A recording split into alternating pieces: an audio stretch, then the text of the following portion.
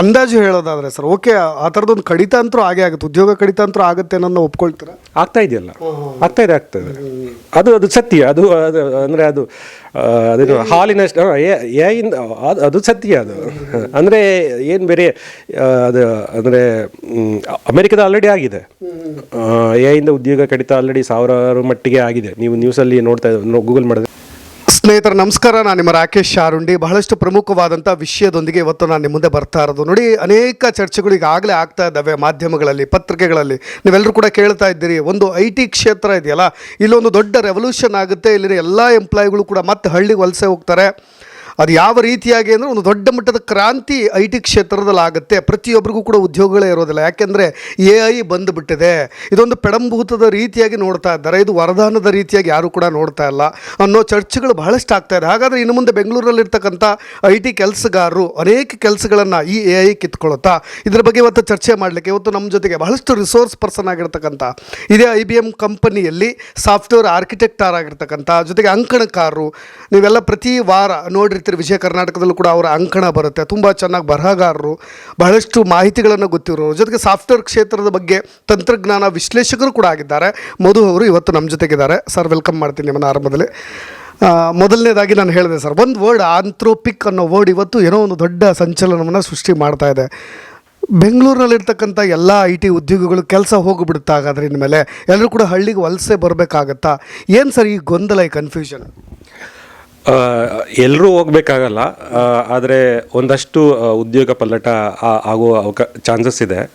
ಅಂದರೆ SaaS ಅಂತ ಅಂತೀವಿ, software as A service. Anthropic ಒಂದು ಕೋವರ್ಕ್ ಅನ್ನೋ ಏಜೆಂಟಿಕ್ AI ಪ್ಲಗಿನ್ಗಳನ್ನ ರಿಲೀಸ್ ಮಾಡಿದೆ. ಅದ್ರ ಪ್ರಕಾರ ಫಿನಾನ್ಸ್, ಲೀಗಲ್ಲು, ಸೇಲ್ಸ್, ಈ ಥರ ಇನ್ನೂ ಒಟ್ಟು 11 ಕ್ಷೇತ್ರಗಳಲ್ಲಿ ಆಟೋಮೇಷನ್ ಆಗಿದೆ. ಅಂದರೆ ಮನುಷ್ಯರು ಕೂತು ಮಾಡುವಂತಹ ದಿನನಿತ್ಯ ಕೂತು ಮಾಡುವಂತಹ ರಿಪೀಟೆಡ್ ಕೆಲಸಗಳ ಆಟೋಮೇಷನ್ ಆಗಿರುವ ಪ್ಲಗಿನ್ಗಳನ್ನ ರಿಲೀಸ್ ಮಾಡಿದೆ.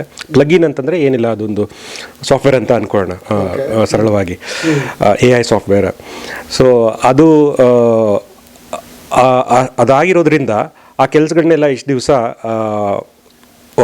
ಈ ಕಂಪ್ನಿಗಳು, ಫಿನಾನ್ಸು, ಲೀಗಲ್ಲು, ಸೇಲ್ಸು ಏನು ಕಂಪ್ನಿಗಳಿದ್ವಲ್ಲ, CRM ಟೂಲ್ಸ್ಗಳೆಲ್ಲ ಬಳಸ್ಕೊತಿದ್ದ ಅಂಥ ಕಂಪ್ನಿಗಳು, ಅವು ಸಾಫ್ಟ್ವೇರ್ ಕಂಪ್ನಿಗಳಿಗೆ ದುಡ್ಡು ಕೊಟ್ಟು ಆ SaaS ಅನ್ನೋ ಸಾಫ್ಟ್ವೇರ್ ಆ್ಯಸ್ ಅ ಸರ್ವೀಸು ಖರೀದಿ ಮಾಡ್ತಿದ್ವು. ಅದನ್ನು ಆಂಥ್ರೋಪಿಕ್ ಪ್ಲಗಿನ್ ಬಂದಿರೋದ್ರಿಂದ ಆ ಖರ್ಚು ವೆಚ್ಚ ಕಡಿಮೆ ಆಗಲಿದೆ, ಮತ್ತು ಅಲ್ಲಿ ಅದಕ್ಕೆ ಬಳಸ್ತಿದ್ದ ಹ್ಯೂಮನ್ ರಿಸೋರ್ಸ್, ಮಾನವ ಸಂಪನ್ಮೂಲ ಕಡಿಮೆ ಆಗಲಿದೆ.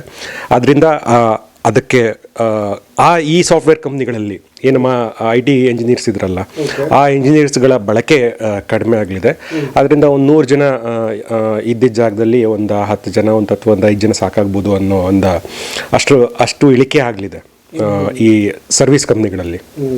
ಆಂಥ್ರೋಪಿಕ್ ಕಂಪನಿಯ CEO ಒಂದು ಮಾತನ್ನು ಹೇಳಿದ್ರು, ನೋಡಿ, ಇನ್ನು ಮುಂದೆ AI ಟೂಲ್ಗಳೇ ಎಲ್ಲ ಕೆಲಸವನ್ನು ಮಾಡಿ ಮುಗಿಸುತ್ತೆ, ಒಂದು 100 ಜನ ಮಾಡೋ ಕೆಲಸ ಒಂದು 5-6 ಜನ ಮಾಡಿದ್ರೆ ಸಾಕು ಅನ್ನೋ ರೀತಿಯಾಗಿ. ಆ ಸ್ಟೇಟ್ಮೆಂಟ್ ನಿಜಕ್ಕೂ ಅದು ಸತ್ಯನಾ ಸರ್? ಈ ಸದ್ಯದ ಮಟ್ಟಿಗೆ ಕೇಳಿಬರ್ತಾರೋ ವರದಿ ಪ್ರಕಾರ? ಹೌದು. ಅಂದರೆ ಬಹುತೇಕ IT ಕೆಲಸಗಳು ರಿಪೀಟೆಡ್ ಕೆಲಸಗಳು ಅಂತ ನಾನು ಮತ್ತೆ ಹೇಳ್ತೀನಿ. ಈ ಬಹುತೇಕ IT ಕೆಲಸಗಳು ನಾವು ಏನು ರಿಪೀಟೆಡ್ ದಿನನಿತ್ಯ ಅದೇ ಕೆಲಸಗಳು ಮಾಡ್ತಿದ್ವಲ್ಲ, ಮನುಷ್ಯ ನಾವು IT ಇಂಜಿನಿಯರ್ಸ್ಗಳು ನಾವೇನು ದೊಡ್ಡ ರಾಕೆಟ್ ಸೈನ್ಸ್ ಅಂತ ಏನು ಮಾಡ್ತಿರ್ಲಿಲ್ಲ ಆಫೀಸ್ಗಳಲ್ಲಿ. ಬಹುತೇಕ 190 ಜನ ನಾವು ಮಾಡ್ತಿದ್ದು ಒಂಥರ ಶ್ರಮಿಕ ಕೆಲಸಗಳನ್ನೇ ನಾವು ಮಾಡ್ತಿದ್ವು ಕೂಡ. ಅದೇ ಕೆಲಸಗಳು ಮಾಡ್ತಾ ಇದ್ವಿ, ಬೆಳಗ್ಗೆ ಹೋದ ಸಂಜೆವರೆಗೂ. ಅದಕ್ಕೆ ಬೇಸರದ ಕೆಲಸಗಳು, ಅಂಥ ಕೆಲಸಗಳನ್ನ AI ತುಂಬ ಸುಲಭವಾಗಿ, ತುಂಬ ವೇಗವಾಗಿ, ಬೇಜಾರಿಲ್ಲದೆ, ಬೇಸರ ಮಾಡ್ಕೊಳ್ದೆ ಮಾಡುತ್ತೆ. ಅತ್ಯಂತ ಕಡಿಮೆ ವೆಚ್ಚದಲ್ಲಿ ಮಾಡುತ್ತೆ, ಬೇಗ ಮಾಡುತ್ತೆ. ಸೊ ಆಬ್ವಿಯಸ್ಲಿ ಅದು ಮನುಷ್ಯರಿಗಿಂತ ಯಂತ್ರ ಆಯ್ಕೆಯಲ್ಲಿ ಇದಾಗುತ್ತೆ ಅಷ್ಟೇ. ಜೊತೆಗೆ ಸರ್, ನಾನು ಹೇಳಿದೆ, ಗೂಗಲ್ ಇರ್ಬೋದು, ವಿಪ್ರೋ ಇರ್ಬೋದು, ಇನ್ಫೋಸಿಸ್ ಅಂತಹ ದೊಡ್ಡ ದೊಡ್ಡ ಕಂಪನಿಗಳಿರ್ಬೋದು, ಸದ್ಯ ಆ ಥರದ ಯೋಚನೆಯಲ್ಲಿ ಏನಾದರೂ ಇದಾವ? ಇಲ್ಲ ಇನ್ಮೇಲೆ AI ನೀವು ಕಲ್ತ್ಕೊಳ್ಳೇಬೇಕು, ಕಲ್ತ್ಕೊಂಡ್ರೆ ಮಾತ್ರ ನೀವು ಇಲ್ಲಿ ಸಂಸ್ಥೆಯಲ್ಲಿ ಇರಬೇಕಾಗತ್ತೆ? ಗೂಗಲಿಂದ ಆ ಥರದ್ದು ಒಂದು ಸ್ಟೇಟ್ಮೆಂಟ್ ಏನೋ ಬಂದಿದ್ದನ್ನು ನಾನು ಕೇಳ್ಪಟ್ಟೆ, ಸತ್ಯ? ನೀವು ಬರೀ ಗೂಗಲ್ ವಿಪ್ರೋ ಆ ಥರ ಹೇಳ್ತಿದ್ದೀರಾ. ನಾನು ಹೇಳ್ತಾ ಇದ್ದೀನಿ 1ನೇ ಕ್ಲಾಸು LKG UKG ಮಕ್ಕಳಿಗೆ ಅಂತ ಏನು ನಾವು ಮುಂಚೆ ಒಂದು ಕಾಲದಲ್ಲಿ ಕಂಪ್ಯೂಟರ್ ಕಲಿಕೆ ಕಡ್ಡಾಯ ಅಂತ ಬಂತಲ್ಲ, ಹಾಗೆ ಇನ್ನು ಮುಂದೆ LKG ಅಥವಾ 1ನೇ ತರಗತಿಯಿಂದನೇ AI ಕಲಿಕೆ ಕಡ್ಡಾಯ ಅನ್ನೋ ದಿನಗಳು ಬರಲಿದೆ. ಆಯಿತಾ? AI ಕಲಿಕೆ ಅಥವಾ AIಗೆ ಪೂರಕವಾದ ಕಲಿಕೆ ಶಿಕ್ಷಣ ಬದಲಾವಣೆ, ನಮ್ಮದೇನು ಶಿಕ್ಷಣ ವ್ಯವಸ್ಥೆ ಇದೆ ಅದು ಹಾಗೇ ಆಗತ್ತೆ. ಸೊ ನಮಗೆ ಮೌಸು, ಕಂಪ್ಯೂಟರು, ಇದು CPU ಅಂತ ಒಂದು ಶಿಕ್ಷಣ ವ್ಯವಸ್ಥೆ ಇತ್ತಲ್ಲ, ಹಾಗೆ AI ನಿಂದಾಗಿ ಪಾಠದಲ್ಲಿ ಒಂದಷ್ಟು ಬದಲಾವಣೆಗಳು, ಪಾಠಗಳು ಎಲ್ಲ ಬರೋಕ್ಕೆ ಶುರುವಾಗುತ್ತೆ. ಅಫ್ಕೋರ್ಸ್ ಕಂಪ್ನಿಗಳಲ್ಲಿ ಪ್ರತಿಯೊಬ್ಬ ಎಂಜಿನಿಯರ್ ಕೂಡ AI ಉಪಕರಣಗಳ ಎರಡು ರೀತಿ ಇದೆ. AI ಉಪಕರಣಗಳನ್ನು ಬಳಸುವುದು ಖಂಡಿತ ಆಗಲಿದೆ ಎಲ್ರಿಗೂ. ಆಮೇಲೆ AI ತಂತ್ರಜ್ಞಾನದೊಳಗಡೆ ಅದು AI ಪರಿಣಿತಿ ಆಗುವಂಥದ್ದು ಇನ್ನೊಂದು, ಅದು ಸಪ್ರೇಟ್ ಸ್ಕಿಲ್ ಸೆಟ್. ಅಂದರೆ ಒಬ್ಬ ಮಷಿನ್ ಲರ್ನಿಂಗ್ ಕಲಿಯೋದು, AI ಬಳಸ್ಕೊಂಡು ಅಪ್ಲಿಕೇಶನ್ ಡೆವಲಪ್ಮೆಂಟ್ ಮಾಡೋದು, ಅಥವಾ AIನೇ ಆಪ್ಟಿಮೈಸ್ ಮಾಡೋದು, ಅಥವಾ AIಗೆ ಟ್ರೈನಿಂಗ್ ಕೊಡೋದು, AIಗೆ ಕನ್ನಡ ಕಲಿಸೋದು, AIಗೆ ಇನ್ನೊಂದೇನೋ ಸ್ಕಿಲ್ ಸೆಟ್ ಕಲಿಸೋದು. ಅಂದರೆ ಈಗ AIಗೆ ರೈತನ ಬಗ್ಗೆ ಕೃಷಿ ಕಲಿಸೋದು, AIಗೆ ಲಾಯರ್ಗಿರಿ ಕಲಿಸೋದು, AIಗೆ ಇನ್ನೊಬ್ಬ ಇನ್ನೊಂದೇನು ಡಾಕ್ಟರ್ದು ಇನ್ನೊಂದೇನು ಕಲಿಸೋದು. ಈ ರೀತಿ AI ಅಂದರೆ ಇನ್ನೇನು, ಅದೊಂದು ಇಂಟೆಲಿಜೆಂಟ್ ಸಿಸ್ಟಮ್. ಬಟ್ ಅದಕ್ಕೆ ಇದು ಮಿಕ್ಕಿದೆಲ್ಲ ಸ್ಕಿಲ್ ಕಲಿಸೋಕೆ ಒಬ್ಬ ವ್ಯಕ್ತಿ ಬೇಕಿರ್ತಾನಲ್ಲ. ಸೊ ಅದನ್ನು ಫೈನ್ ಟ್ಯೂನ್ ಮಾಡಬೇಕು ಡೇಟಾನೆಲ್ಲ. ಸೊ ಅದೆಲ್ಲ ಒಂದು ಉದ್ಯೋಗ ಅಂತ ಇರುತ್ತೆ. ಸೊ ಇದೆಲ್ಲ ಕಲಿಕೆ, ಅದೆಲ್ಲ ಒಂದು ಸ್ಕಿಲ್ ಸೆಟ್, ಅದಕ್ಕೊಂದು ಉದ್ಯೋಗ ಇರುತ್ತೆ. ಈ ಥರದ ಉದ್ಯೋಗಗಳು ತುಂಬ ಬೇಕಾಗತ್ತೆ ಮುಂದೆ. ಸರ್, ನನ್ನ ವೀಕ್ಷಕರಿಗೆ ಸರ್, ನನಗೂ ಕ್ಯಾಶುವಲ್ ಆಗಿ ನನಗೂ ಆದಂಥ ಅನುಭವ ನೋಡಿ ಸರ್. ಮನೇಲಿ ಎಲ್ಲೋ ಕುತ್ಕೊಂಡಿರ್ತೀವಿ, ನಾವೆಲ್ಲ ಸ್ಟುಡಿಯೋಗೆ ಹೋಗಿ ಫೋಟೋ ಒಂದು ಫೋಟೋನ ತುಂಬ ಎಡಿಟ್ ಮಾಡಿ ಏನೆಲ್ಲ ಮಾಡ್ತಾ ಇರ್ತೀವಿ. ಈಗ ಜೆಮಿನಿ ಅನ್ನೋದು ಬಂದುಬಿಟ್ಟಿದೆ. ಇಲ್ಲ ನೀವೇನೋ ಪ್ರಾಂಪ್ಟ್ ಇಟ್ಕೊಂಡು ಒಂದು ಇಮೇಜ್ ಕೊಟ್ಟರೆ ಅದೇ ತುಂಬ ಚೆನ್ನಾಗಿ ಫೋಟೋಗಳನ್ನು ಮಾಡಿಕೊಡುತ್ತೆ. ನಾನು ಹೇಳ್ತಾ ಇರೋದು ಕೇವಲ ಬೆಂಗಳೂರಿನಲ್ಲಿ IT ಕೆಲಸಗಳನ್ನು ಮಾಡೋರಿಗೆ ಮಾತ್ರ ಅಲ್ಲ, ಎಲ್ಲೋ ಹಳ್ಳಿಲಿರೋ ಒಬ್ಬ ಫೋಟೋಗ್ರಾಫರ್ಗೆ ಅವನದು ಉದ್ಯೋಗ ಹೋಗುತ್ತೆ ಅಂತ ನನ್ಗೆ ಫೀಲ್ ಆಗ್ತಿದೆ ಸರ್. ಇದು ನಾಟ್ ಓನ್ಲಿ ಬೆಂಗಳೂರಲ್ಲ, ಇಡೀ ದೇಶ ಅಂತ ಅನಿಸುತ್ತೆ ನನಗೆ. ಹೌದು, ಅದು ಖಂಡಿತ ಸತ್ಯ. ಅಂದರೆ ಹೇಗೆ ಅಂತಂದರೆ, ಈಗ ನೋಡಿ, ಸ್ಮಾರ್ಟ್ಫೋನು ಮುಂಚೆ ಏನು ಸ್ಮಾರ್ಟ್ಫೋನ್ ಅಂದರೆ ಈ ತರಕಾರಿ ಮಾರೋರಿಗೆ ಏನು ಉಪಯೋಗ, ಮೂಟೆ ಅವರೊಂಗೆ ಏನು ಉಪಯೋಗ, ಈ ರೀತಿ ನೋಕಿಯಾ ಒಂದು ಫೋನ್ ಸಾಕಲ್ವಾ ಅನ್ನೋ ಒಂದು ಅಸಡ್ಡೆ ಆ ಥರ ಏನೋ ಇತ್ತು. ಇವತ್ತು ನೋಡಿದ್ರೆ ತರಕಾರಿ ಮಾರೋನಿಗೂ ಬೇಕು, ಮೂಟೆಯವನಿಗೂ ಬೇಕು. ಏನಕ್ಕೆ? ದುಡ್ಡು ಕೊಡೋಕ್ಕೂ ಒಂದು UPI ಸ್ಕ್ಯಾನ್ ID ಬೇಕೇ ಬೇಕು. ಆಟೋದನಿಗೂ ಫೋನ್ ಬೇಕೇ ಬೇಕು. ದುಡ್ಡು ಕೊಡೋಕ್ಕೆ ಫೋನ್ ತೋರಿಸ್ತಾರೆ, ಸ್ಮಾರ್ಟ್ಫೋನ್ ಬೇಕೇ ಬೇಕು. ಸೊ ಆ ಮಟ್ಟದಲ್ಲಿ AI ಪೆನೆಟ್ರೇಷನ್ನು ಒಬ್ಬ ಕೂಲಿ ಮಾಡೋ ಮಟ್ಟದವರೆಗೆ ಆಗತ್ತೆ. ಸ್ಮಾರ್ಟ್ಫೋನ್ ಹೇಗೆ ಪೆನೆಟ್ರೇಟ್ ಆಗಿದೆಯೋ, ಪೆನೆಟ್ರೇಟ್ ಅಂದರೆ ಆಳಕ್ಕೆ ಇಳಿಯೋದು, ಅಂದರೆ ಸಮಾಜದ ಆಳದಲ್ಲಿ ಇಳಿಯೋದು. AI ಕೂಡ ಆ ಸಮಾಜದ ಆಳದಲ್ಲಿ ಹೋಗಿ ಇಳಿಯುತ್ತೆ. ಅಂದರೆ ಯಾವ ಮಟ್ಟದಲ್ಲಿ ಇಳಿಯುತ್ತೆ, ಯಾವ ರೂಪದಲ್ಲಿ ಇಳಿಯುತ್ತೆ ಅನ್ನೋದನ್ನ ಈಗಲೇ ಊಹೆ ಮಾಡಿ ಹಿಂಗೆ ಇಳಿಯುತ್ತೆ ಅಂತ ಹೇಳೋದು ಕಷ್ಟ. ಅಂದರೆ ಅದೊಂದು ಅಪ್ಲಿಕೇಶನ್ ರೂಪದಲ್ಲಿ, ಯಾವುದೋ ರೂಪದಲ್ಲಿ ಹೋಗಿ ಇಳಿಯುತ್ತೆ. ಅದು ಇನ್ನು ನಮಗೂ ಗೊತ್ತಾಗಬೇಕಾಗಿದೆ. ಅಂದರೆ ನಾನು ಆಗಲೇ ಹೇಳ್ತಿದ್ದ ಹಾಗೆ, ಡ್ರೋನ್ ಅಂತ ಬಂದಾಗ ಡ್ರೋನ್ ಒಂದು ಟೆಕ್ನಾಲಜಿಯಾಗಿ ಬಂತು. ಬಟ್ ಆಮೇಲೆ ಅದು ಏನಕ್ಕೆಲ್ಲ ಉಪಯೋಗ ಆಗೋಕ್ಕೆ ಶುರುವಾಯಿತು. ಯುದ್ಧಗಳಲ್ಲೂ ಉಪಯೋಗ ಆಯಿತು, ಆಮೇಲೆ ಕೃಷಿಲಿ ಔಷಧಿ ಹೊಡೆಯೋಕ್ಕೂ ಉಪಯೋಗ ಆಯಿತು. ಹಾಗೆ ಈಗ AI ಬಂದಿದೆ. AI ಯುದ್ಧಕ್ಕೂ ಉಪಯೋಗ ಆಗುತ್ತೆ, ಕೃಷಿಗೂ ಉಪಯೋಗ ಆಗುತ್ತೆ, ಇನ್ನೊಬ್ಬಂಗೆ ಆಟೋ ರಿಕ್ಷಾದನಿಗೂ ಉಪಯೋಗ ಆಗುತ್ತೆ. ಹಾಗೆ ಸೊ ಆ ಅಪ್ಲಿಕೇಶನ್ಗಳು ಇನ್ನೂ ಈಗ ತಯಾರಿ ಆಗ್ತಾ ಇದೆ. ಅಂದರೆ ಸ್ಟಾರ್ಟಪ್ಗಳಲ್ಲಿ ತಯಾರಿ ಆಗ್ತಾ ಇದೆ. ಅದೆಲ್ಲ ಮಾರ್ಕೆಟಿಗೆ ಬರೋಕ್ಕೆ ಇನ್ನೊಂದು 2-3 ವರ್ಷ ಅಥವಾ ಆಗುತ್ತೆ, ಅಷ್ಟಾಗುತ್ತೆ. ಅದಾದಮೇಲೆ ಜನಗಳಿಗೆ ಗೊತ್ತಾಗುತ್ತೆ. ಅಂದರೆ ಅವ್ರಿಗೆ ಗೊತ್ತೇ ಆಗ್ದಂಗೆ AI ಬಳಸೋಕೆ ಶುರು ಮಾಡ್ತಾರೆ. ಸದ್ಯಕ್ಕೆ AI ಅಂದರೆ ChatGPT, ಜೆಮಿನಿ ಅಂತ ಅಂದ್ಕೊಂಡಿದ್ದೀವಿ. ಅದು ಸುಮ್ಮನೆ ಅದು ನಾವು ಒಂದು ಪ್ರಶ್ನೆ ಕೇಳಿ ಒಂದು ಉತ್ತರ ಪಡೆಯೋ ರೂಪದಲ್ಲಿದೆ. AI ಅಂದರೆ ಅದಷ್ಟೇ ಅಲ್ಲ, ಅದು ಜನರೇಟಿವ್ AI ಅಷ್ಟೇ. ಅದು AIನ ಅಪ್ಲಿಕೇಶನ್ ರೂಪದಲ್ಲಿ ನೋಡುವ ಯುಗ ಅಂತ ಒಂದು ಅದು ಇನ್ನೂ ಬರೋಕ್ಕೆ ಮುಂದೆ ಬರುತ್ತೆ, ಇನ್ನೊಂದು 2-3 ವರ್ಷದಲ್ಲಿ ಬರುತ್ತೆ. ಇನ್ನೂ ಹೇಳ್ತಾ ಹೋದರೆ, ಇವಾಗ ಇಂಟರ್ನೆಟ್ ಇಲ್ಲದೆ ಫೋನಲ್ಲಿ ಎ ಐ ಬಳಸೋಕ್ಕಾಗಲ್ಲ. ನಮ್ಮ ಫೋನ್ ಕೂಡ ಇನ್ನೊಂದು 2-3 ವರ್ಷಕ್ಕೆ ನಾವೆಲ್ಲ ಪ್ರಾಬಬ್ಲಿ ಹೊಸ ಫೋನ್ ತೊಗೊಳ್ಬೇಕಾಗುತ್ತೆ. ಯಾಕಂದರೆ ಈಗಿನ ಫೋನ್ಗಳಲ್ಲಿ ಎ ಐ ಫೋನ್ ಅಂತಾನೆ ಬರ್ಬೋದು ಅದೇ ಹೇಳಿದ್ದು. ಈಗ ಆಲ್ರೆಡಿ ಇದೆ ಎ ಐ ಫೋನ್ಗಳು ಅಂತ ಇದೆ. ಅದೊಂಥರ ಬೋಗಸ್, ಅಂದರೆ ಎ ಐ ಅಪ್ಲಿಕೇಶನ್ಗಳು ಇರೋ ಫೋನ್ಗಳಷ್ಟೇ ಅವು. ಅಂದರೆ ಇಂಟರ್ನೆಟ್ಟಿಂದ ಎ ಐ ಕನೆಕ್ಟ್ ಆಗಿ ಸರ್ವರ್ಗಳು ಕನೆಕ್ಟ್ ಆಗಿ ವರ್ಕ್ ಆಗ್ತಿದೆ. ಅದು ನಿಜವಾದ ಎ ಐ ಫೋನ್ಗಳಲ್ಲ. ಎ ಐ ಫೋನ್ಗಳು ಅಂತಂದರೆ NPU ಅಂತ ಬರುತ್ತೆ. ಅಂದರೆ ಈಗೇನು ಎ ಐಗಳಲ್ಲಿ ಫೋನ್ಗಳಲ್ಲಿ CPU ಅಂತ ಇದೆ, CPU ಬದಲಾಗಿ NPU ಅಂತ ಬರುತ್ತೆ. ಅಂದರೆ ಫೋನ್ಗಳಲ್ಲೇ ಎ ಐ ಮಾಡೆಲ್ಗಳು ತಂತಾನೇ ರನ್ ಆಗಿ, ಇಂಟರ್ನೆಟ್ ಇಲ್ಲದೆ ಇದ್ದರೂ ಅಲ್ಲೇ ಮಾಡೆಲ್ಗಳು ರನ್ ಆಗುವಷ್ಟು ಕ್ಷಮತೆಯುಳ್ಳ CPUಗಳು ನಾವು NPU ಅಂತ, ನ್ಯೂರಲ್ ಪ್ರೊಸೆಸಿಂಗ್ ಯೂನಿಟ್ ಅಂತ ಅಂತೀವಿ. ಆ NPUಗಳನ್ನ ನಾವು ಫೋನ್ಗಳಲ್ಲಿ ಹಾಕಿದಾಗ ನಾವು ಕೇಳುವ ಪ್ರಶ್ನೆಗಳು ಅಥವಾ ನಮಗೆ ಬೇಕಾದ ಕೆಲಸಗಳು ಅಲ್ಲೇ ಆಗ್ತದೆ. ಎ ಐ ಫೋನ್ಗಳು ಅದು ಬರೋಕ್ಕೂ ಇನ್ನೂ ಸಮಯ ಹಿಡಿಯುತ್ತೆ. ಸೊ ಮುಂದಿನ ಹೇಳಿದ್ನಲ್ಲ, ಮುಂದಿನ ಕೆಲವು ವರ್ಷಗಳು ಒಂಥರ ಆವಿಷ್ಕಾರದ ವರ್ಷಗಳು ಅಂತ ಅನ್ಬೋದು. ಸೊ ಆ್ಯಕ್ಚುಲಿ ನನಗೆ ಈ ಬೆಂಗಳೂರು ನಾವು ಎಸ್ಪೆಷಲಿ ಅಂದ್ಕೊಂಡಾಗ IT ಸೆಕ್ಟರ್ ವರ್ಕ್ ಆಗೋದೇ ಈ ಹೊರಗುತ್ತಿಗೆ ಆಧಾರದ ಮೇಲೆ. ಅಂದರೆ ಬೇರೆ ಎಲ್ಲೋ ಯಾರೋ ಇನ್ವೆಸ್ಟರ್ಸ್ಗಳಿರ್ತಾರೆ ಅಥವಾ ಹೊರಗುತ್ತಿಗೆ ಆಧಾರದ ಮೇಲೆ ಕೆಲಸಗಳನ್ನು ಮಾಡಿಕೊಡ್ಬೇಕಾಗತ್ತೆ. ಈಗ ಯಾವುದೋ ಒಂದು ದೊಡ್ಡ ಕಂಪನಿ ಅವ್ರದ್ದು ಒಂದು AI ಟೂಲ್ ಹಿಡ್ಕೊಂಡೆ ಅವ್ರ ಕೆಲಸಗಳನ್ನ ಅಲ್ಲೇ ಮಾಡ್ಕೊಳ್ಳೋದ್ರಿಂದ ಅನೇಕ ಕಂಪನಿಗಳು ಬಿದ್ದು ಹೋಗುತ್ತೆ ಅನ್ನೋ ಥರನ, ಅಥವಾ ಯಾವ ರೀತಿ? ಇಲ್ಲ, ಯಾವ ಕಂಪ್ನಿನೂ ಬಿದ್ದೋಗಲ್ಲ. ಅದೊಂದು ಸುಮ್ಮನೆ ಮಾತಾಡ್ತಾರೆ. ಯಾವ ಕಂಪ್ನಿನೂ ಬಿದ್ದೋಗಲ್ಲ. ಕಂಪ್ನಿಗಳು ರೂಪಾಂತರ ಹೊಂದ್ತವೆ. ಅಂದರೆ ಅದು ಯಾವ್ದಾದ್ರು ಕಂಪ್ನಿ ಬಿದ್ದೋದ್ರೆ ಆ ಕಂಪ್ನಿ CEO ತಪ್ಪು. ಅದು ಅಂದರೆ ಆತನ ದೂರದೃಷ್ಟಿ ಇಲ್ಲ ಅಂತ ಹೇಳ್ಬೋದು ಅಷ್ಟೇ ಹೊರತು ಕಂಪ್ನಿಗಳು ಯಾವುದು ಬಿದ್ದೋಗಲ್ಲ. ಕಂಪ್ನಿಗಳು ಅಡಾಪ್ಟ್ ಆಗ್ತವೆ. ಮನುಷ್ಯರು ಅಡಾಪ್ಟ್ ಆದಾಗೆ, ಸಮಯಕ್ಕೆ ತಕ್ಕನಾಗೆ, ಕಾಲ ಬದಲಾದಂಗೆ ಅಡಾಪ್ಟ್ ಆದಾಗೆ ಕಂಪ್ನಿಗಳು ಅಡಾಪ್ಟ್ ಆಗ್ತದೆ. ಕಂಪ್ನಿಗಳು, ಈಗಿನ ಸರ್ವಿಸ್ ಕಂಪ್ನಿಗಳು ಹೊಸ ತಂತ್ರಜ್ಞಾನವನ್ನು ಅಳವಡಿಸ್ಕೊಳ್ತವೆ ಅಥವಾ ಹೊಸ ತಂತ್ರಜ್ಞಾನದ ಕಂಪ್ನಿಗಳ ಜೊತೆಗೆ ಒಪ್ಪಂದಗಳು ಮಾಡ್ಕೊತವೆ. ಆ ಒಪ್ಪಂದಗಳ ಪ್ರಕಾರ ತಮ್ಮ ಉದ್ಯೋಗಗಳನ್ನ ಮರುತರಬೇತಿಗೊಳಿಸ್ತವೆ. ಆಮೇಲೆ ಹೊಸ ರೀತಿಯ ಸರ್ವೀಸ್ ಸೇವೆಗಳನ್ನ ಒದಗಿಸುವುದನ್ನು ಕಂಡುಕೊಳ್ತವೆ. ಬೇರೆ ಕಂಪ್ನಿಗಳಿಗೆ ಉದ್ಯೋಗ ಅಂದರೆ ಹಣ ಮಾಡಿಕೊಳ್ಳುವ, ಸೇವೆ ಒದಗಿಸುವ ದಾರಿ ಮಾರ್ಗಗಳನ್ನ ಕಂಡುಕೊಳ್ತವೆ. ಅದ್ರ ಪ್ರಕಾರ ಬಿಸ್ನೆಸ್ ಮಾಡ್ತವೆ. ಸೊ ಈ ರೀತಿ ಮುಂದುವರಿತವೆ. ಅದೇ ಅವ್ರ ಉದ್ಯೋಗ.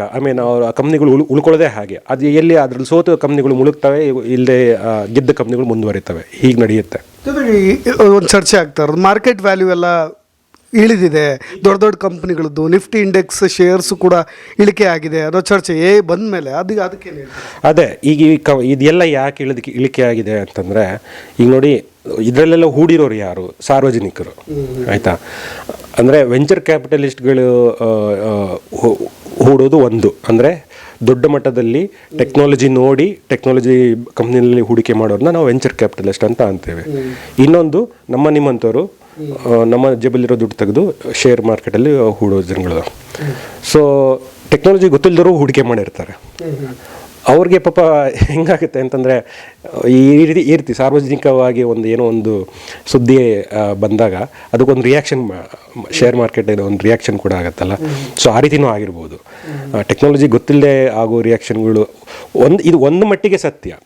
ಅಂದರೆ ಇದು ಆಟೋ ಕರೆಕ್ಷನ್ ಆಗುತ್ತೆ. ಆಯಿತಾ? ಸ್ವಲ್ಪ ಮಟ್ಟಿಗೆ ಅಂದರೆ ಅದೇ ಉದ್ಯೋಗ, ಬಿಸ್ನೆಸ್ ಬಿದ್ದೋಗುತ್ತೆ. ಹೌದು, ಅದಕ್ಕೋಸ್ಕರ ಶೇರ್ ಮಾರ್ಕೆಟ್ ಬಿದ್ದಿದೆ. ಹೌದು. ಬಟ್ ಆ ಕಂಪ್ನಿಗಳು ಮತ್ತೆ ಪುಟಿದೆ ಹೇಳ್ತವೆ. ಹೌದು. ಆವಾಗ ಶೇರ್ ಮತ್ತೆ ಎದ್ದೊಳುತ್ತೆ. ಹೌದು. ಸೊ ಈ ರೀತಿ ಅದು ಆಗುತ್ತೆ. ಅದು ಸದ್ಯಕ್ಕೆ ಇದು ಏನಂತ ವರಿ ಮಾಡ್ಕೊಳ್ಳೋ, ಯಾವುದು ಕಂಪ್ನಿ ಮುಳುಗೋಗುತ್ತೆ ಅದೆಲ್ಲ ಸುಳ್ಳು.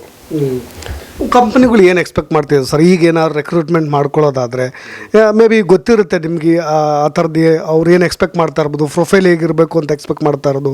ಈಗಿನ ಕಲ್ತ್ಕೊಂಡೇ ಬರೋರು ಬೇಕು ಅಂತನಾ, ಅಥವಾ ಸದ್ಯದ ಮಟ್ಟಿಗೆ ಸ್ಟಾಪ್ ಮಾಡಿದೆಯಾ? ಆ ಥರ ಏನು ಎಕ್ಸ್ಪೆಕ್ಟ್ ಮಾಡ್ತಾ ಇದ್ದಾವೆ ಸರ್ ಕಂಪ್ನಿಗಳಿಗೆ? ನಾನು ಯಾರನ್ನು ಕೇಳ್ತಾ ಇದ್ದೆ, ಸುಮಾರು ಕಾಲೇಜ್ಗಳಲ್ಲಿ AI ಬ್ರ್ಯಾಂಚ್ ಅಂತ ಒಂದು ಎಂಜಿನಿಯರಿಂಗ್ ಬ್ರ್ಯಾಂಚ್ ಶುರುವಾಗಿ 4 ವರ್ಷ ಆಗಿದೆ. ಆಯಿತಾ? ಈಗಿನ್ನೂ 1-2 ಬ್ಯಾಚ್ಗಳು ಔಟ್ಪುಟ್ ಆಗಿದೆ. ಮತ್ತು ನಾನು ಕೇಳೋದಾದರೆ ಪಾಪ ಅವ್ರಿಗೂ ಮತ್ತು ಕಂಪ್ಯೂಟರ್ ಸೈನ್ಸ್, ಉದಾಹರಣೆಗೆ ಕಂಪ್ಯೂಟರ್ ಸೈನ್ಸ್ ಅಥವಾ ಇನ್ಫಾರ್ಮೇಷನ್ ಸೈನ್ಸ್ ಮಾಡಿರೋರಿಗೆ ಅಂಥ ದೊಡ್ಡ ಮಟ್ಟದ ವ್ಯತ್ಯಾಸ ಏನಿಲ್ಲ. ಸೊ ಕಂಪ್ನಿಗಳು ಹೈರ್ ಅಂತ ಮಾಡೋದಾದರೆ ತಗೊಳ್ಳೋದ ಅಂತ ನೋಡೋದಾದರೆ ಏನು ವ್ಯತ್ಯಾಸ ಮಾಡಲ್ಲ. ಇಬ್ಬರ ನಡುವೆ ಏನು ವ್ಯತ್ಯಾಸ ಮಾಡಲ್ಲ. ಇವನು AI ಬ್ರೈನ್ಸ್ ಮಾಡಿದ್ದಾನೆ ಅಂತ ಅವನೆಂತೋ ವಿಶೇಷವಾಗಿ ಏನು ಕನ್ಸಿಡರ್ ಮಾಡಲ್ಲ. ಮುಖ್ಯವಾಗಿ ನೋಡೋದು ಯಾವುದೇ IT ಇಂಡಸ್ಟ್ರಿ ಆಗಲಿ ಕಂಪ್ನಿ ಆಗಲಿ ಮುಖ್ಯವಾಗಿ ನೋಡೋದು ವಿದ್ಯಾರ್ಥಿನಲ್ಲಿ ಅಥವಾ ಕ್ಯಾಂಡಿಡೇಟಲ್ಲಿ ತಳಪಾಯ ಗಟ್ಟಿಯಾಗಿದೆಯಾ ಅಂತ. ತಳಪಾಯ ಗಟ್ಟಿಯಾಗಿದೆಯಾ ಅಂದರೆ ಆತನಿಗೆ ತಾನು ಕಲ್ತಿರೋ ವಿಷಯ ಚೆನ್ನಾಗಿ ಗೊತ್ತಿರಬೇಕು, ಆಮೇಲೆ ಕಲಿಯುವ ಆಸಕ್ತಿ ಇರಬೇಕು, ಕಲಿಯುವ ಶಕ್ತಿ ಇರಬೇಕು. ಈ ಥರ ಆ್ಯಪ್ಟಿಟ್ಯೂಡ್ ಸ್ಕಿಲ್ಸ್ ಇರಬೇಕು.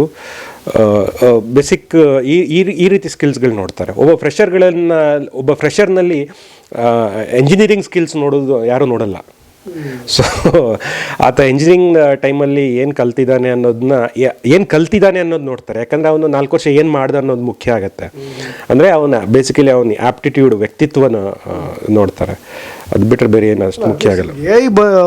ಜಮಾನ ಆಗಿರೋದ್ರಿಂದ ಅಟ್ಲೀಸ್ಟ್ ಅವ್ನು ಏನಾದರೂ ಕಲ್ತ್ಕೊಂಡಿದ್ದಾನೆ ಅನ್ನೋ ಥರದ್ದು ಏನಿಲ್ಲ. ಇಲ್ಲ, ಅದೇನು ಮುಖ್ಯ ಆಗಲ್ಲ.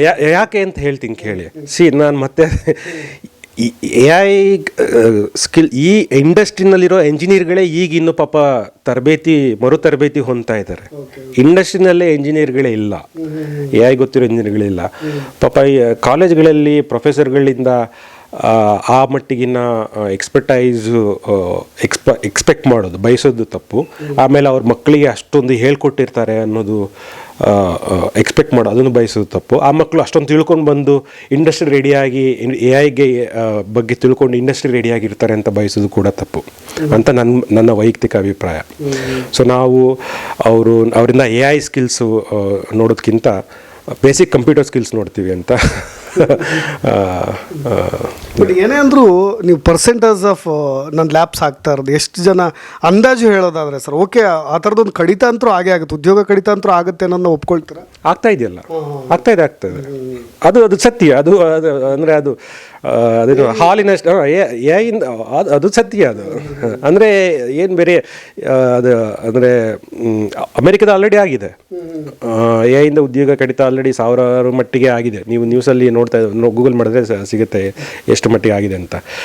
ಇಂಡಿಯಾದಲ್ಲೂ ಆಗಿದೆ. ಅಂದರೆ ಅದನ್ನು ಪರ್ಫಾರ್ಮೆನ್ಸ್ ಅನ್ನೋದಕ್ಕಿಂತ ಒಂದು ಪೊಟೆನ್ಷಿಯಲ್ ಅಂತ ರೀತಿ ಅಂತ ಹೇಳ್ತಾರೆ ಅದನ್ನು. AI ಹೆಂಗೆ ಹೇಳ್ತಾರೆ ಅಂತಂದರೆ, ಈಗ ರೀಸ್ಕಿಲ್ಲಿಂಗ್ ಕಾರಣದಿಂದ ಆಗುತ್ತೆ. ಆಯಿತಾ, ಪ್ರತಿ ಇಂಡಸ್ಟ್ರಿನಲ್ಲಿ IT ಇಂಡಸ್ಟ್ರಿನಲ್ಲಿ ಹಿಂಗೆ ಹೇಳ್ತಾರೆ ಅದನ್ನು, ಟಾಪ್ 10%ನ ಪ್ರತಿ ವರ್ಷ ಗ್ರಾಸ್ ಔಟ್ ಮಾಡ್ತಿರ್ತಾರೆ. ಅಂದರೆ ಹುಲ್ ಕತ್ತರಿಸೋದು ಅಂತ ಪ್ರತಿ ವರ್ಷವೂ ಆಗ್ತಿರುತ್ತದು. ಸೊ ಆ ಹೆಸರಿನಲ್ಲಿ ಆಗ್ತಾ ಇರುತ್ತದು.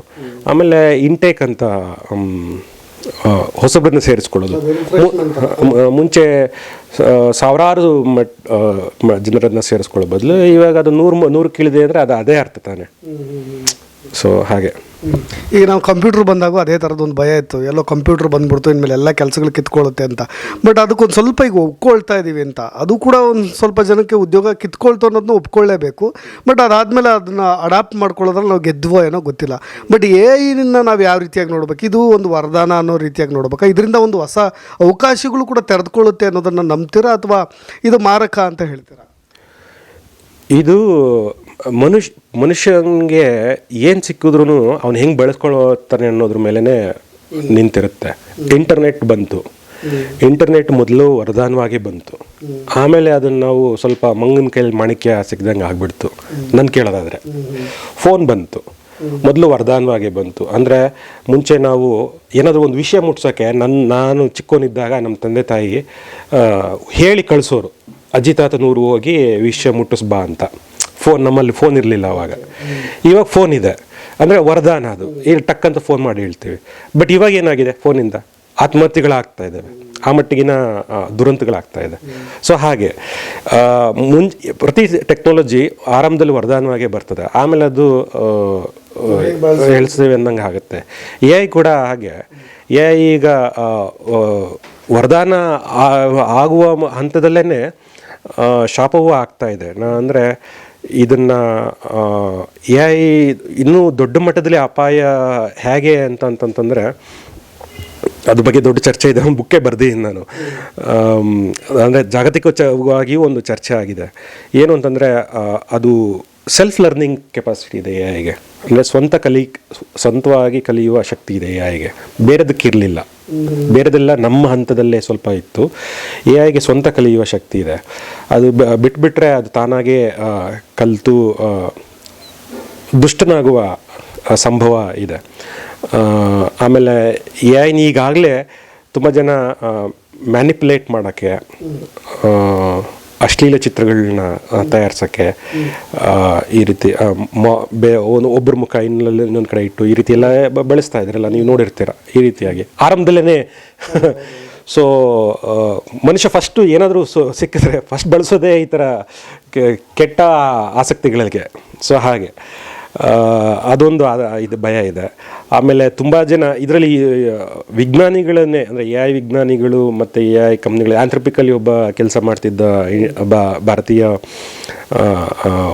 ಎಂಜಿನಿಯರ್ ಕೂಡ ರಿಸೈನ್ ಮಾಡ್ತಾ ಅವರು ನಾವು ಮನುಷ್ಯ ಪೆರಿಲ್ ಅಂದರೆ ಅಂತ್ಯದ ಕಡೆ ಹೋಗ್ತಾ ಇದ್ದೀನಿ ಅನ್ನೋ ಅರ್ಥದಲ್ಲಿ ರೆಸಿಗ್ನೇಷನ್ ಲೆಟ್ರ್ ಬರೆದು ಹೊರಗಡೆ ಬಂದಿದ್ದಾರೆ. ಅಂದರೆ ಆ ಮಟ್ಟದಲ್ಲಿ ಕೂಡ ಅಲ್ಲಿ ಕೂಡ ದೊಡ್ಡ ವೈಜ್ಞಾನಿಗಳ ಮಟ್ಟದಲ್ಲಿ ಕೂಡ ಒಂದು ಆತಂಕ ಇದೆ ಎ ಐನಿಂದಾಗಿ. ಏನೋ ಆಗ್ತಾ ಇದೆ ಅಂತ, ಅಂದರೆ ನಮ್ಮ ನಿಯಂತ್ರಣಕ್ಕೆ ಸಿಗ್ತಾ ಇಲ್ಲ ಅಂತ. ಅದೆಲ್ಲ ಏನು ಅಂತ ನನಗೂ ಗೊತ್ತಿಲ್ಲ. ಅಂದರೆ ನನಗೆ ಗೊತ್ತಿಲ್ಲೇ ಮಾತಾಡಬಾರ್ದು. ಏನಾಗ್ತದೆ ಅಂತ ನನಗೂ ಗೊತ್ತಿಲ್ಲ. ಲಾಸ್ಟ್ ಕ್ವಶನ್ ಸರ್, ಏನಾದರೂ ಮೋಸ್ಟ್ ಡೇಂಜರಸ್ ಥಿಂಗ್ಸ್ ಎ ಇಂದ ಆಗುವಂಥದ್ದು ಕೆಲವೊಂದು ತಗೊಂಡ್ರಿ, ಇನ್ನೇನಾದರೂ ಉಳಿದಿದೆಯಾ ಆ ಥರದ್ದು ಅಪಾಯಕಾರಿ ವಿಷಯಗಳು, ಸಂಗತಿಗಳು ಎ ಇಂದ ದೇಶಕ್ಕೆ ಬಹಳ ಕುತ್ತು ಬರೋ ಅಂಥದ್ದು, ಇಡೀ ಪ್ರಪಂಚಕ್ಕೆ? ಅದು ಒಂದು ಮೊನೋಪಲಿಗೆ, ಸಾರ್ವಭೌಮತ್ವಕ್ಕೆ ಎಲ್ಲ ಹೋರಾಡ್ತಾ ಇದ್ದಾರೆ ದೇಶಗಳು, ಎಲ್ಲ ದೇಶಗಳು ಹೋರಾಡ್ತಾ ಇದ್ದಾವೆ. ಅದೇ ಪ್ರಾಬ್ಲಮ್. ಡಿಸೆಂಟ್ರಲೈಸೇಷನ್ ಅಂದರೆ ವಿಕೇಂದ್ರೀಕರಣ. ಶಕ್ತಿಗಳು, ಯಾವುದೇ ಶಕ್ತಿ ವಿಕೇಂದ್ರೀಕರಣವಾಗಿರಬೇಕು, ಆವಾಗ ಬ್ಯಾಲೆನ್ಸ್ ಇರುತ್ತೆ, ಭೂಮಿ ನಿಯಂತ್ರಣದಲ್ಲಿರುತ್ತೆ. ಒಂದು ಶಕ್ತಿ ಅಥವಾ ಉದಾಹರಣೆಗೆ ನ್ಯೂಕ್ಲಿಯರ್ ಶಕ್ತಿ ಯಾವುದೋ ಒಂದು ದೇಶದಲ್ಲಿ ಕೈಲಿದ್ರೆ ಏನಾಗುತ್ತೆ, ಅದು ಇಡೀ ಪ್ರಪಂಚವನ್ನು ಇದರಲ್ಲಿ ಇಟ್ಕೊಳ್ಳೋದು, ರೂಲ್ ಮಾಡೋಕ್ಕೆ ಟ್ರೈ ಮಾಡುತ್ತೆ. ಆವಾಗ ರೂಲ್ ಮಾಡೋದು ಅಷ್ಟೇ ಅಲ್ಲ, ಕೆಟ್ಟದಾಗ ರೂಲ್ ಮಾಡೋಕ್ಕೆ ಟ್ರೈ ಮಾಡುತ್ತೆ, ಹೆದರಿಸೋಕ್ಕೆ ಟ್ರೈ ಮಾಡುತ್ತೆ. ಹಾಗೆ ಎ ಐ ಕೂಡ. ಸೊ ಎ ಐ ಇವಾಗ ಸದ್ಯಕ್ಕೆ ಒಂದು 2 ದೇಶಗಳು ಮುನ್ನೆಲೆ ಇದ್ದಾವೆ, US ಮತ್ತು ಚೈನಾ ಮುಂದೆ ಇದ್ದಾವೆ. ಸಾಧ್ಯವಾದಷ್ಟು ಅದು ವಿಕೇಂದ್ರೀಕರಣ ಆಗಬೇಕು ಅನ್ನೋದು ನನ್ನ ವೈಯಕ್ತಿಕ ಅಭಿಪ್ರಾಯ. ಅಂದರೆ ಒಂದು ಅಟ್ಲೀಸ್ಟ್ ಒಂದು 10 ದೇಶಗಳ ಕೈಲಿ ಆ ಶಕ್ತಿ ಹಂಚಿರಬೇಕು ಅಂತ ನನ್ನ ಆಸೆ. ಸೊ ದಟ್ ಜನಗಳ ಕೈಲಿ ಇರಲಿ ಶಕ್ತಿ, ಎ ಐ ನಿಯಂತ್ರಣದಲ್ಲಿ ಇರಲಿ ಅಂತ. Thank you. ಇದಿಷ್ಟು ಮಧು ಅವರ ಮಾತಾಗಿತ್ತು. ನೋಡಿ, ಹೇ ಅನ್ನೋದು ನನಗೆ ಇನ್ನೂ ಒಂದು ಮಾಹಿತಿ ಏನೋ ಹೆಚ್ಚು ಅಡಾಪ್ಟ್ ಮಾಡ್ಕೊಳ್ತಾ ಇರೋದು ಭಾರತ ಅಂತಲೂ ಕೂಡ ಕೇಳ್ಪಟ್ಟೆ, ಗೊತ್ತಿಲ್ಲ. ಬಟ್ ಆದರೆ ಎ ಇಂದ ಏನೆಲ್ಲ ಅಪಘಾತಗಳು ಇದೆ, ದುರಂತಗಳಿದೆ, ಅದೆಷ್ಟು ಅಪಾಯಕಾರಿ ಅನ್ನೋದನ್ನು ಕೂಡ ಅವ್ರು ಹೇಳಿದ್ರು. ಹಾಗಾಗಿ ನೋಡೋಣ ಇದು ಹಂತವಾಗಿ ಯಾವ ರೀತಿಯಾಗಿ ಬೇರೆ ಬೇರೆ ಆಯಾಮಗಳನ್ನು ತೆಗೆದುಕೊಳ್ಳುತ್ತೆ ಅನ್ನೋ ಕುತೂಹಲಗಳೊಂದಿಗೆ ನಾವು ಕೂಡ ಕಾದು ನೋಡೋಣ ಅಂತ ಹೇಳ್ತಾ ಇನ್ನಷ್ಟು ಅಪ್ಡೇಟ್ಸ್ಗಳೊಂದಿಗೆ ಮತ್ತೆ ಬರ್ತೀನಿ. ನಾನು ರಾಕೇಶ್ ಆರುಂಡಿ, ಧನ್ಯವಾದ.